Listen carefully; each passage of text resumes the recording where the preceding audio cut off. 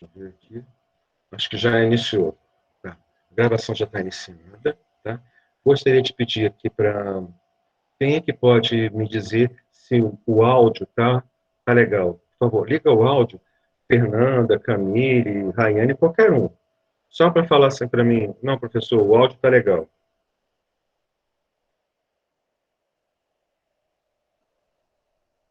Alguém? Dá uma ligada aí no áudio de alguém, por favor. Deixa eu ver quem que entrou primeiro. Quem foi mesmo? Né? Fernanda, dá uma ligada e não estou conseguindo ouvir. Você está falando? Rayane? Rayane não está conseguindo ouvir, não? Está melhor agora? Vocês estão ouvindo melhor? Estão me ouvindo agora? Vocês podem me Tá responder? dando uma travada, professor. Está dando uma travada? Vê se melhora agora. Melhorou? Melhorou. Melhorou. Então tá bom. Então tá. Qualquer coisa, você me interrompe, tá? Diz assim, tá travando, professor? Beleza? Então tá, eu vou fazer a Ok. apresentação então. Obrigado por essa apresentação, tá? E vou tentar falar pausadamente para a apresentação ficar legal, tá bom?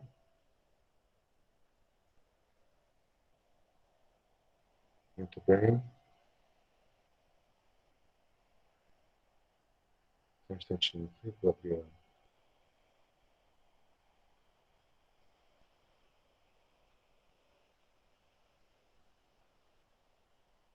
Muito bem. Vocês estão vendo a apresentação? Está escrito Filosofia da Ciência. Estão enxergando? Alguém pode ligar o áudio e falar comigo? Tô vendo sim, professor. Tá bom. Então, tá bom. Bom, gente, uma das perguntas é o que é a filosofia nessa era da ciência e tecnologia? Como é que fica essa história? Será que a filosofia e a ciência são opostas ou elas se complementam? Ou não tem uma coisa nada a ver com a outra, as duas são independentes? Qual será a posição? Vamos tentar ver isso juntos a partir dessa apresentação. Eu posso adiantar para vocês que provavelmente a gente vai ter uma surpresa para poder entender a ciência.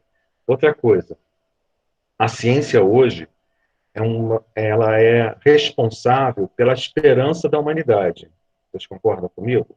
Quando eu digo esperança da humanidade, é o seguinte: o que a ciência está tentando fazer hoje? Descobrir a cura da Covid, descobrir a vacina.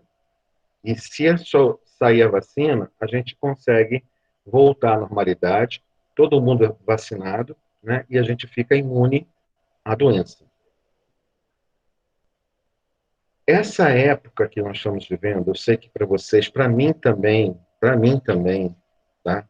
É muito difícil, porque é a primeira vez que eu estou vivendo isso. Mas os nossos avós, os meus pais, né? Os avós de vocês, os bisavós, já viveram isso várias vezes. A humanidade já aconteceu isso, essa pandemia, diversas vezes. A gripe espanhola, a gripe espanhola que matou milhões de pessoas, Deus me livre chegar a milhões, mas a gripe espanhola, ela levou 7 anos para ser erradicada do mundo. 7 anos. Né? Um ano foi só dos problemas que ela estava gerando. Né? E essas doenças acontecem na humanidade de tempos em tempos. É que nós não esperávamos que a ciência não fosse capaz de produzir logo uma vacina. A gente estava muito mal acostumado, pensando que sempre sairia uma vacina de uma forma rápida. E não foi isso que aconteceu. Foi uma doença nova, uma doença que a gente ainda está estudando, ainda está entendendo. Muito bem. Então, hoje, a ciência, ela tem uma coisa importantíssima, né? Ou seja, aqui, ó, ela é hoje, né, a responsável pela esperança da humanidade de voltar à normalidade. Bom, vamos passar para o próximo. Tá? O próximo slide eu queria reforçar para ver se vocês tiveram dúvida ou não viram o vídeo anterior, né? A gente vai rever e vamos ver agora, poder entender e tirar todas as dúvidas sobre como a ciência funciona. A ciência funciona de duas formas. Ela tem dois vértices diferentes. Um é a indução e a outra é a dedução. Ou seja, a ciência tem duas formas de trabalhar. E o que é essas formas de trabalhar? O que é o pensamento indutivo? Da onde que surgiu isso? Dedutivo e indutivo. Gente, aí eu vou começar a falar sobre a filosofia. Tudo isso é, primeiro, filosofia. A filosofia é que criou, que pensou como a ciência deve agir. Então, hoje, a ciência, ela funciona desse jeito, ela trabalha desse jeito, porque houve pensadores, filósofos, que pensaram como é que ela deve funcionar, qual a melhor forma dela funcionar, né? Então, tem duas formas da gente trabalhar na ciência: a forma indutiva e a forma dedutiva. Tá? A forma indutiva é fácil da gente entender. Tá? Ela vai do particular para o geral. Olha só essas palavras. Vamos ver se a gente guarda. Indutivo, do particular para o geral. O dedutivo é do geral para o particular. Vamos entender o que significa particular para o geral. É simples. Na verdade, vamos trocar por miúdos. Vamos esquecer tudo isso aqui, riscar e trocar por miúdos. Simples. O pensamento indutivo, o método indutivo, é aquele que vê parte primeiro da experiência, primeiro eu vou chegar e vou examinar a coisa, vou examinar o objeto, vou entender como é que ele funciona, uma calculadora, sei lá, alguma coisa natural. Vamos supor aqui, tem umas balinhas aqui, eu vou querer saber como é que funciona, o que é, quero examinar, eu vou examinar o objeto, eu vou examinar a natureza antes de pensar como ela funciona. Ou seja, é do particular para o geral. Só depois que eu fizer todas as experiências possíveis, é que eu vou tirar uma conclusão sobre isso. É que eu vou chegar a uma teoria geral, a um conceito geral de como funciona. Olha, é o que está acontecendo hoje com a doença, com a Covid, por exemplo. Os primeiros sintomas que eles disseram, a OMS, a Organização Mundial da Saúde, com sede na ONU, na Organização Nacional das Nações Unidas, né, que está determinando como a gente deve combater os problemas dessa pandemia. Né. Ela, no início, os primeiros sintomas eram febre alta, depois, o que mais? Qual o segundo sintoma? Dificuldade para respirar e dor de garganta. Só. Eram esses os sintomas. Hoje são também são diarreia, dor de cabeça, falta de olfato, falta de paladar, uma série de outros sintomas que também indicam a doença. E aí, como é que eles chegaram a essa conclusão? Através da observação. Observaram os casos que estavam aparecendo, né? Tiraram, então, dessas regras gerais, e estipularam, também é esse sintoma, esse outro, e assim por diante. Então, a ciência funciona muito de forma indutiva. E quando é que ela funciona de forma dedutiva? Daquele outro formato aqui, ó, da direita aqui, ó, do geral para o particular. Quando é que você pode saber as coisas e depois ir para o particular? Como é que é isso, professor? O que é que significa? Vamos entender. A ciência funciona da forma dedutiva, por exemplo, quando vocês já ouviram falar, eu vou perguntar, mas eu vou acreditar que vocês já ouviram falar, sobre a teoria da criação do universo. Dizem que o universo, então, surgiu de uma grande explosão. E essa grande explosão é a teoria chamada de Big Bang. Big Bang, o grande explosão. Muito bem. Big Bang. O Big Bang, né, é uma teoria, mas a gente pode pegar o universo, colocar no laboratório de ensaio, em algum lugar, examinar e fazer testes. Não, não tem como eu pegar o universo inteiro e colocar em algum lugar. A gente está dentro do universo. Então, como é que a gente vai chegar a saber se a teoria do Big Bang está certa? Primeiro, eles teorizaram, primeiro eles pensaram no Big Bang. E aí, eles estão buscando o quê? Evidências. Algumas coisas que podem mostrar que aquilo que eles pensaram está certo. Ou seja, eles não conseguem fazer uma experiência completa, mas conseguem fazer pequenas experiências que podem mostrar que a teoria está certa. Essa é uma forma de ciência que a gente chama de dedutiva. É do geral, é da ideia para a prática. Ou seja, eu primeiro teorizo, depois eu tento praticar. Então, é a dedução. Olha só, hein? Vamos repetir de novo para a gente não esquecer. Pensamento indutivo é do particular para o geral, da experiência para a teoria. E o dedutivo é da teoria para o particular. Ótimo. Então, nós temos essa diferença, então, que é importantíssimo. E por que eu estou falando isso? Isso vai cair em prova de matemática, em prova de física, em prova de biologia, em prova de filosofia, talvez até em prova de sociologia.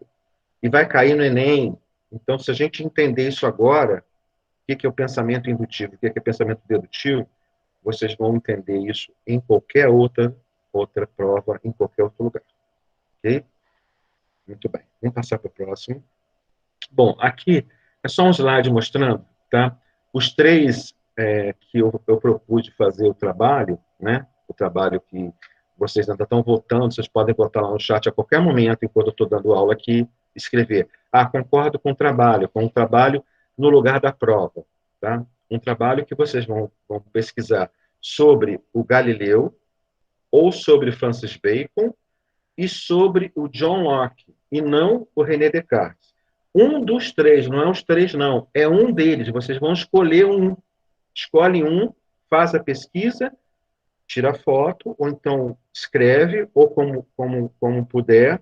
Se não conseguir no celular, se só tiver computador, copia no computador, manda para mim por resposta. Tem várias formas diferentes. E eu vou preparar isso para vocês poderem responder. Tá?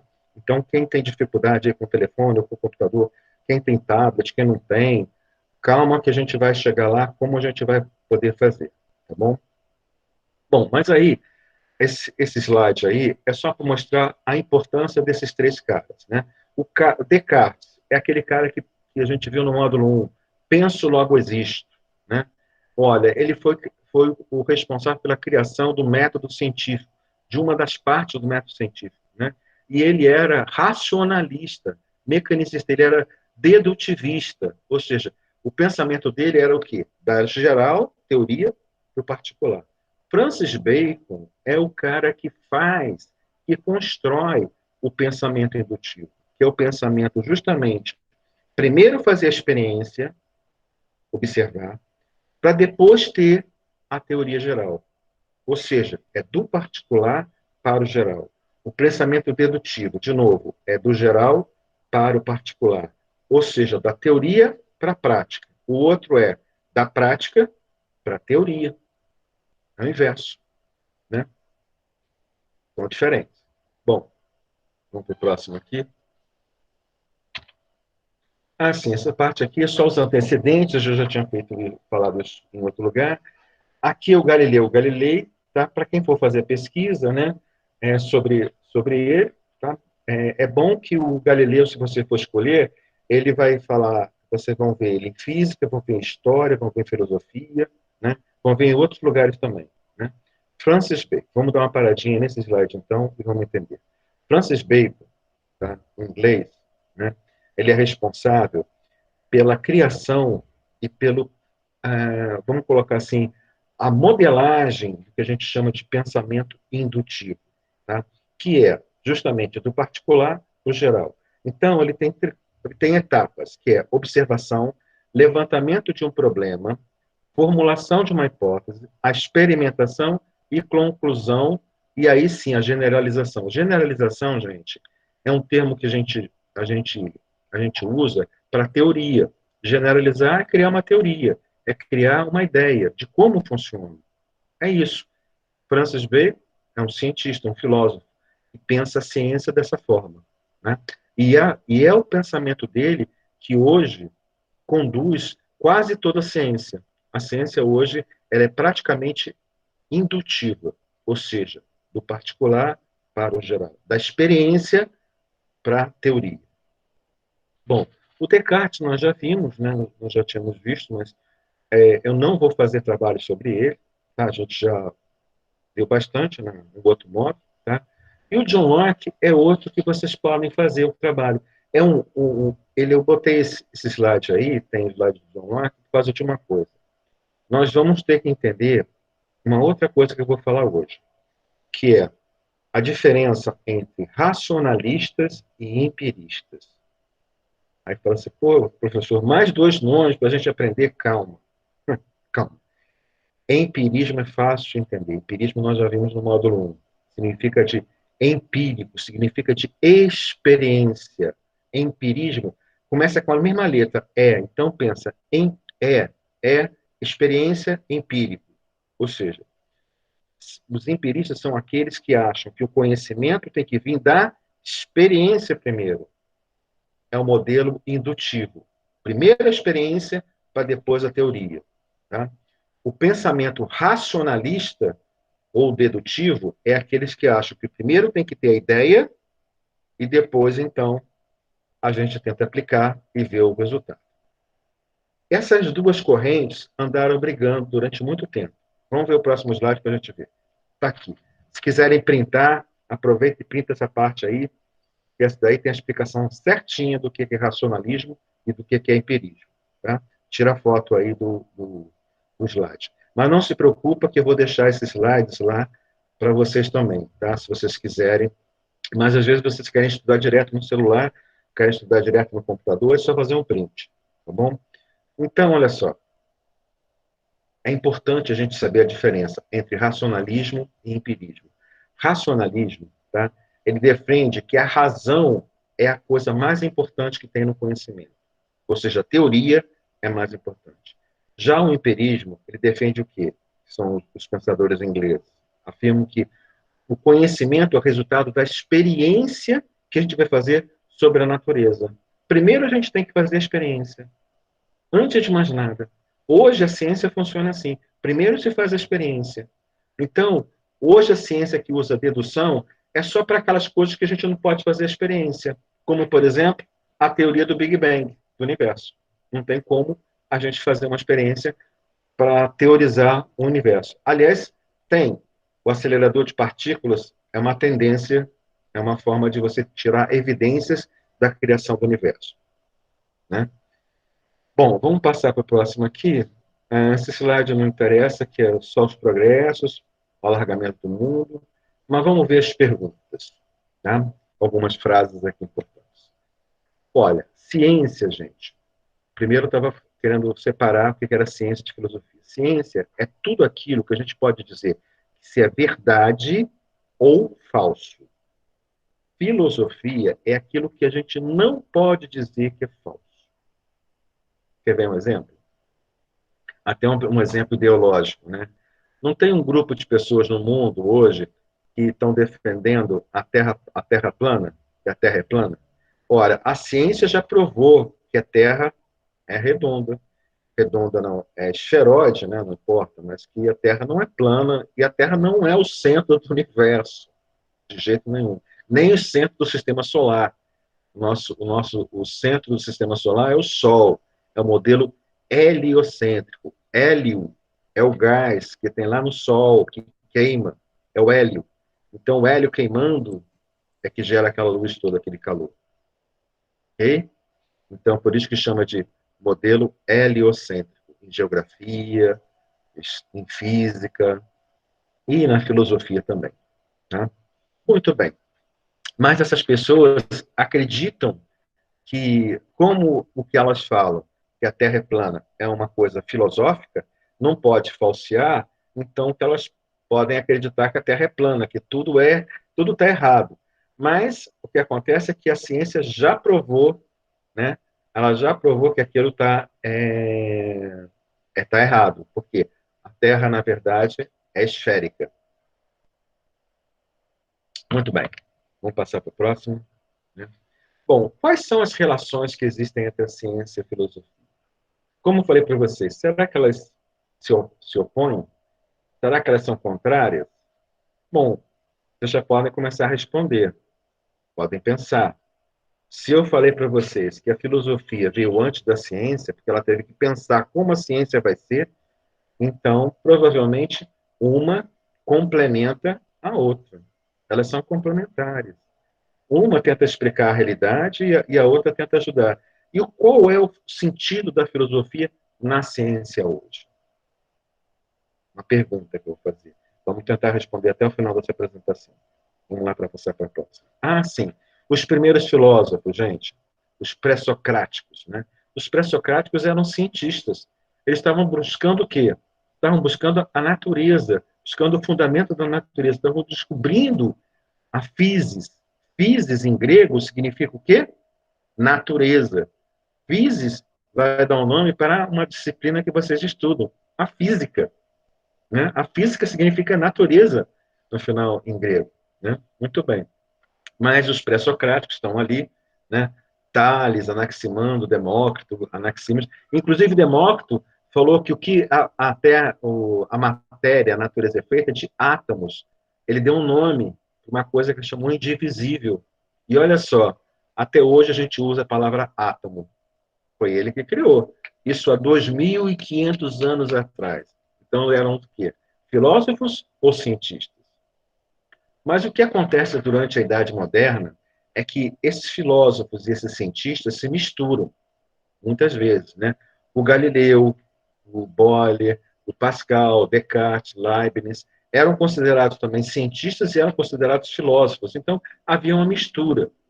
Então, quando é que a gente diz, bom, a filosofia é uma coisa, os filósofos são uma coisa e a ciência virou outra coisa? Quando é que aconteceu essa divisão, professor? Quando aconteceu esse momento em que separou a filosofia da ciência? Nós vamos ver agora no próximo slide. Foi no século XVIII, com Kant, Immanuel Kant. Eu vou mostrar para vocês quem é Immanuel Kant. Tá? É um filósofo. Tá? Vou mostrar aqui para vocês, deixa eu ver aqui.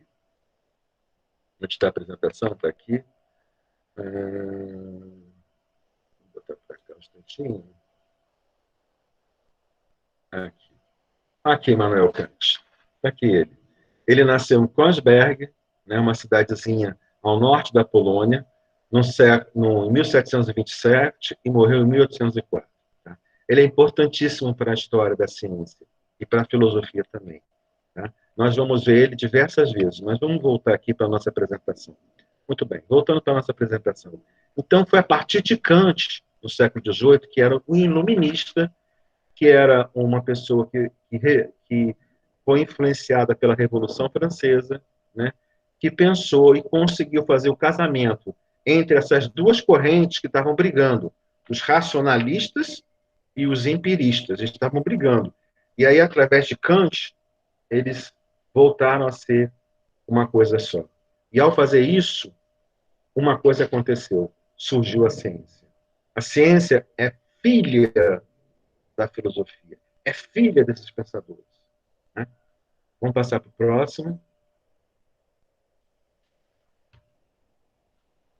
Bom, a filosofia, na verdade, hoje, ela se dedica a entender a ciência e a criar paradigmas. Olha só, eu botei um texto muito longo aqui. Na maioria dos seus estudos, a análise dos constituintes sintáticos, semânticos, lógicos, empíricos, né, da racionalidade científica. Bom, é uma coisa enorme, mas vamos trocar isso por miúdos. Significa o seguinte: a filosofia da ciência se preocupa em como a ciência vai agir. Qual a ética da ciência também? Ela também faz isso também, ela estuda a ética. Como os cientistas podem ser éticos ou não. Qualquer coisa em relação a isso é filosofia. Bom, e o nosso desafio? Tá? O desafio é justamente tentar formular uma coisa que seja livre de ideologias. O que são as ideologias? São aquelas ideologias religiosas, por exemplo. Vamos supor, né? Os fundamentalistas religiosos, né, não podem tentar julgar a ciência ou a filosofia através dos seus dogmas. Uma coisa é a religião. Se eu sou religioso, eu tenho que estudar religião, mas eu não posso pegar a minha religião e tentar fazer críticas à ciência. Nem eu posso usar a ciência para fazer críticas à religião. São coisas separadas. Religião e ciência são totalmente separados. Muito bem. E a última coisa que a gente tem, que eu vou fazer uma pergunta, é o seguinte: será que a ciência foi boa para a humanidade? Hoje, nós podemos dizer que é a esperança da humanidade, porque é só através da ciência que a gente vai encontrar uma cura para a doença, para a Covid, né? Mas, de uma forma geral, será que a ciência realmente foi boa? Isso é uma pergunta para a gente ir respondendo até o final do ano. Eu quero só que vocês comecem a pensar sobre isso, questionar. Tá bom? Eu vou interromper aqui a apresentação, vou voltar aqui para a nossa apresentação aqui normal.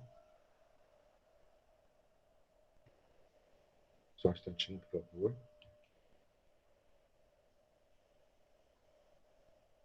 Pronto. Muito bem. Bom, queridos, a apresentação acabou. O assunto que eu queria passar para vocês era esse.